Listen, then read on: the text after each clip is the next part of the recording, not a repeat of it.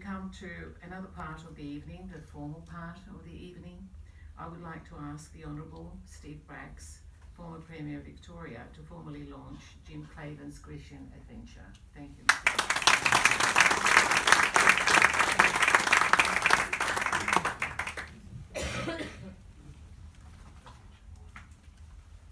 Well, thank you very much, Kathy, and could I also acknowledge the Bunurong people of the Kulin Nation as the traditional custodians of the land on which we are gathered, and pay my respects to elders past, present and emerging.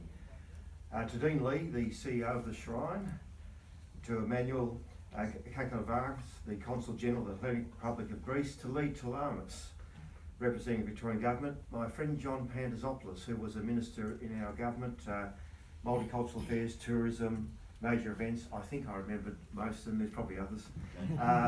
It's great to see you here as well. The author of the Grecian Adventure, Jim Claven, the many family members of the veterans of the Grecian Adventure, guests one and all. Could I take this opportunity on behalf of everyone here tonight to thank Jim for putting his time, energy and intellect into this important book. As we have heard, Grecian Adventure tells the story of the Anzac campaign in Greece in 1941, but it is no ordinary war history, and it's not one story but many.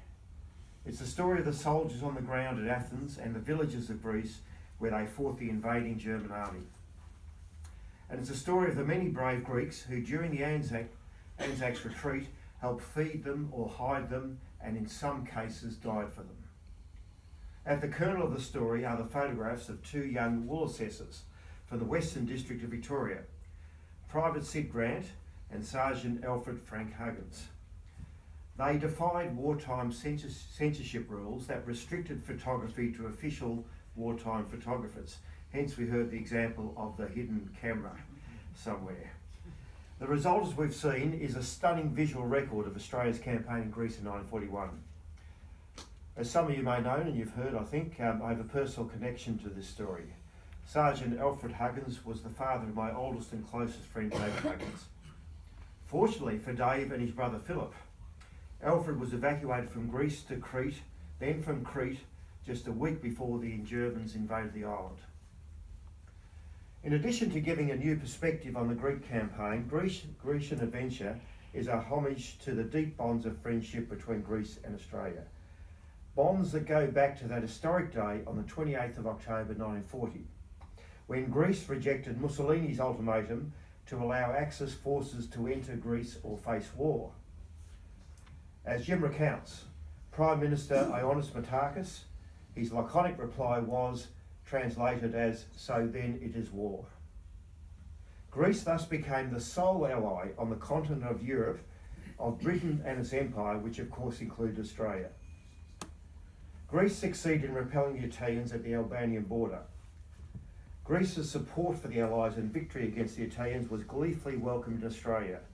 In Melbourne, as Jim recounts, on the 14th of February 1941, 100,000 people, 10% of the then population of Victoria, lined Swansea Street surrounded by blue and white bunting to celebrate Greek Day. The equivalent today would be 500,000, 500,000 people. Coincidentally, around the same number of people who identify as having Greek ancestry in Australia today. Maybe more, is it? 800,000? No. Friends, this book contains some harrowing stories, and the campaign failed to stop Hitler's occupation of Greece, which lasted for 4 long devastating years. Yet it's impossible not to be captured by Jim's enthusiasm for his subject. His love of Greece and the Greek people shine through. Grecian Adventure is an exacting history of ordinary soldiers at an extraordinary time, a story that deserves to be told, a story that adds yet another dimension to the deep friendship between Greece and Australia. Congratulations, Jim. And I have much pleasure in therefore launching Grecian Adventure by Jim Claven. Congratulations.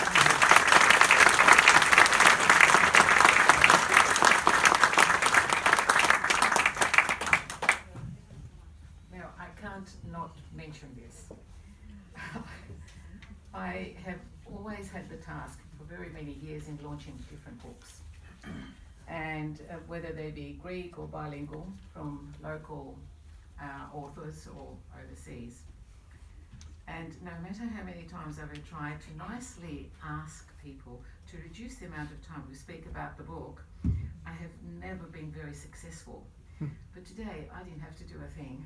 Thank you so much. Thank you for your admirable summation of this book, which not only encompasses the toils of the war, but also the humanity which prevailed. And I think this has come out with all our speakers about this particular book.